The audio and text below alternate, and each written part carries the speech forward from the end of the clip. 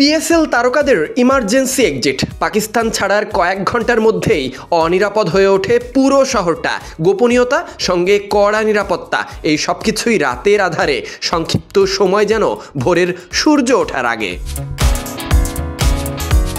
Bullet proof গাড়িতে বিমানবন্দর পর্যন্ত নিয়ে যাওয়া হয়েছে ক্রিকেটারদের। এরপর ভালোভাবেই উড্ডয়ন আর অবতরণ শেষ করেছেন স্রষ্টা আর কাঙ্ক্ষিত প্রচেষ্টায় থাকা লোকদের উপর কৃতজ্ঞতা জানিয়ে। তবে দেশ ছাড়ার পরবর্তী ঘণ্টা না পেরোতেই পার্শ্ববর্তী দেশ ভারতের আগ্রাসী মনোভাবে অনিরাপদ হয়ে ওঠে আকাশ আর জমিন। এদিকে বোর্ড প্রেসিডেন্টের রাতভর প্রচেষ্টা, বাংলাদেশ ক্রিকেটের সর্বোচ্চ নিয়ন্ত্রক সংস্থার সর্বোচ্চ পর্যায়ে বসে থাকা লোকটা খোঁজ খবর রাখার সাথে পর্যবেক্ষণ করেছেন পুরোটা। তাই ধন্যবাদ জ্ঞাপনের প্রথম অংশে থাকে সাবেক অধিনায়ক এবং বর্তমান বোর্ড প্রেসিডেন্ট ফারুক আহমেদ।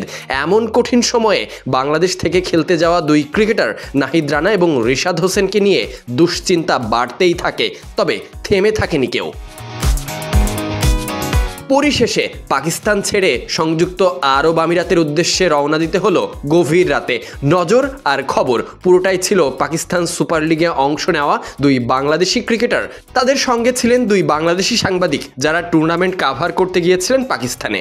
তবে সব শঙ্কা কাটিয়ে নিরাপদে পৌঁছে গেছেন দুবাইতে।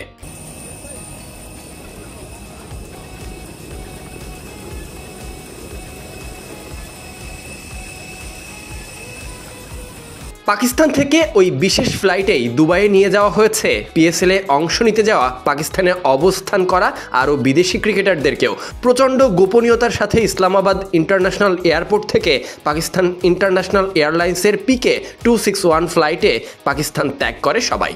পৌঁছানোর পরও চোখে মুখে ক্লান্তি, ভয়ের ছাপ দেশি দুই তরুণ ক্রিকেটারের। তবে বিদেশিরা এর মাঝে হাসি খুশি, বোধহয় সবাইকে দুঃসময় ভোলাতেই যাত্রাপথে এই আলাদা প্রচেষ্টা।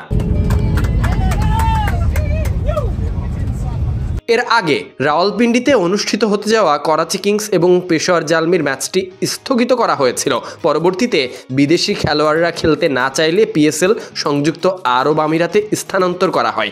নাহিদ রানা, রিশাদ হোসেন দেশ ছাড়ার পর রাওয়ালপিন্ডিতে নানা ধরনের জানানো হয় পরবর্তীতে পরিবর্তিত সূচি প্রকাশ করা হবে, তারপরই খেলা শুরু হবে। তবে এখন পর্যন্ত স্থগিত আছে পিএসএল। স্বস্তির খবর, নাহিদ, রিশাদ সহ বাংলাদেশি দুই ক্রীড়া সাংবাদিক নিরাপদে অবস্থান করছেন দুবাইতে।